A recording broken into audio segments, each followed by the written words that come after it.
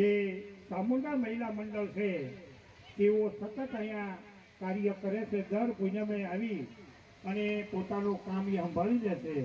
તો ચામુંડા મહિલા મંડળ વતી હું ભરતભાઈને વિનંતી કરું કે સ્ટેજ ઉપર પધારે.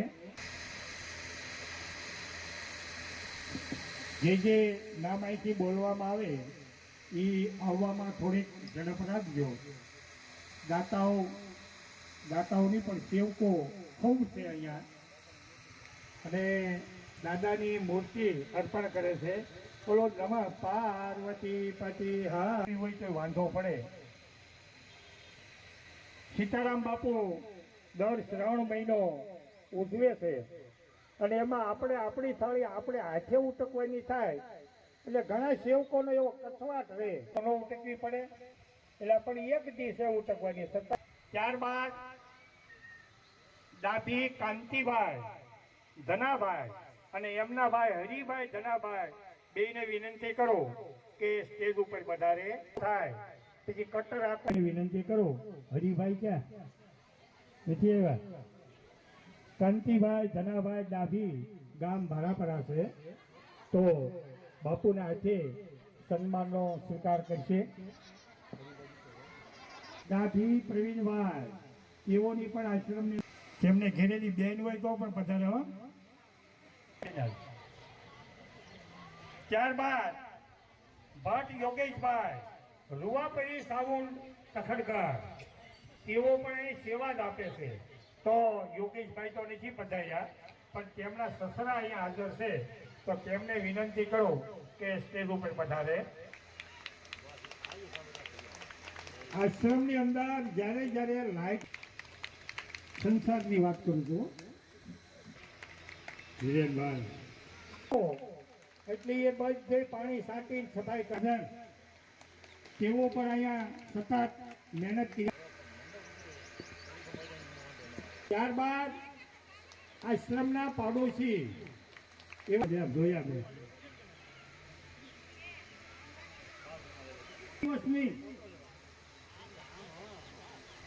જાડેજા બાપુ છે ભાઈ.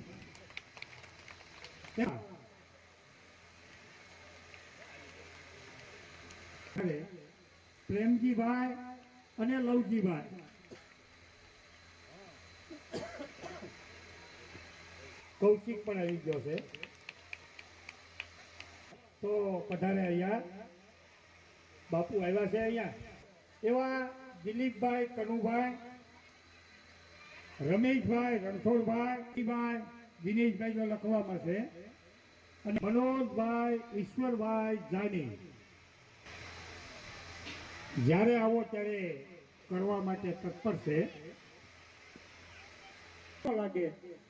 એટલે આ મિત્રો જોઈ એને તો ખૂબ તાળીઓના ગડગડાટથી વધાવો.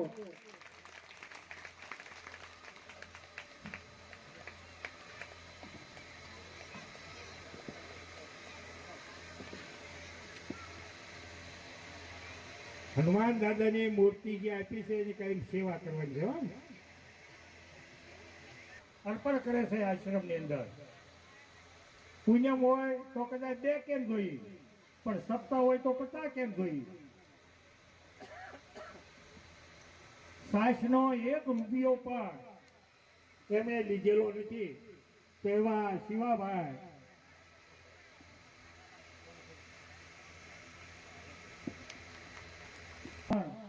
જુવાન અહીંયા અર્પણ કરે છે તે આ બેનના બાપુજી થાય છે, તો ખૂબ ખૂબ ધન્યવાદ.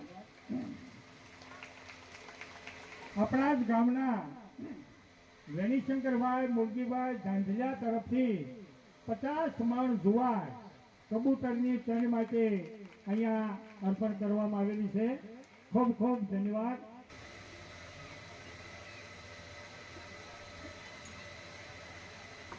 જયશંકરભાઈ નાનજીભાઈ ભાખલવાળા તરફથી 30 મણ જુવાર અને 20 કિલો ગાંઠિયા અહીંયા આશ્રમની અંદર અર્પણ કરવામાં આવેલા છે.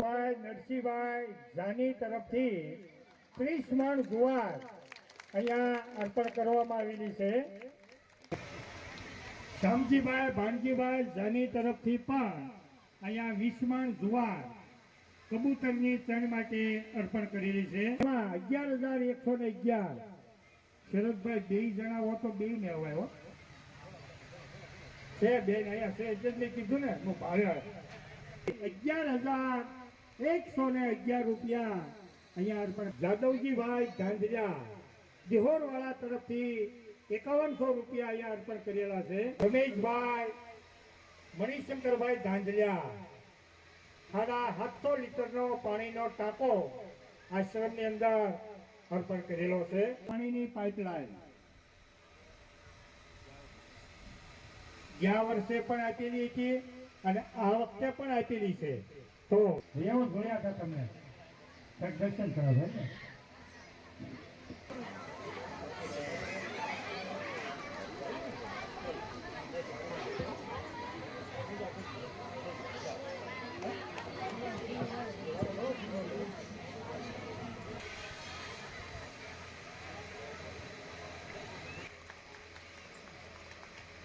ને માન આપી અને તેઓ પણ અહીંયા પધાર્યા છે.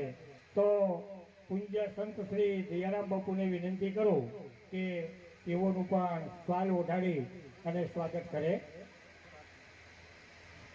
ખેસ અને ફુલહારથી પરમ પૂજ્ય સંત શ્રી દયારામ બાપુ તેમનું સ્વાગત કરે છે. ખૂબ ખૂબ ધન્યવાદ. હવે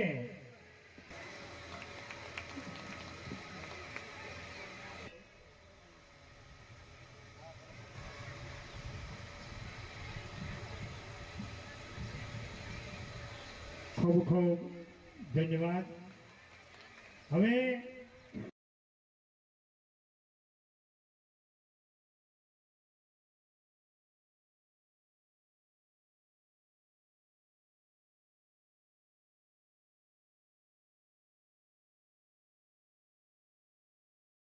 આપણી વચ્ચે શ્રી 1008 મહામંડલેશ્વર ગૌતમ ધામ દેવાળાના પૂજ્ય એવા ભગવાનદાસ બાપુ ઉપસ્થિત છે.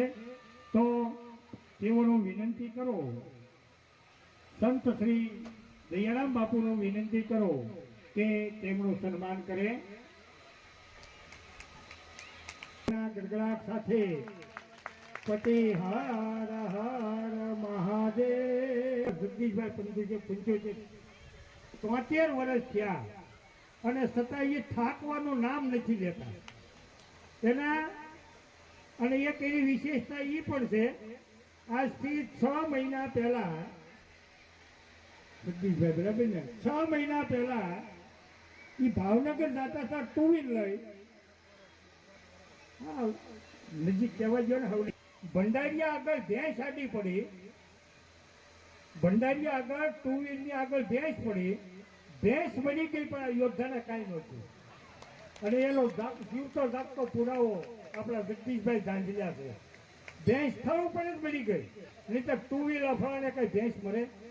પણ મને એમ લાગે છે કે દેવી ભગવાન એની સાથે હશે. ઈશ્વર સાથે ન હોય તો આ બનાવ બને જ નહીં. કરે માણસને જ ઈજા થાય, પશુને ઈજા ન થાય. તો એવા દિન રાત જ્ઞાતિ માટે દોડવાવાળા એવા જગદીશભાઈ ધાંધલિયાનું સ્વાગત હું પૂજ્ય બાપુને વિનંતી કરું કે તેઓનું પણ સારું ઓઢાડી અને સ્વાગત કરે. જગદીશભાઈ પતિ હર હર મહાદેવ. વેલજીભાઈ ઝાડેલા તરફથી પણ અહીંયા અર્પણ કરવામાં આવેલા છે. ખૂબ ખૂબ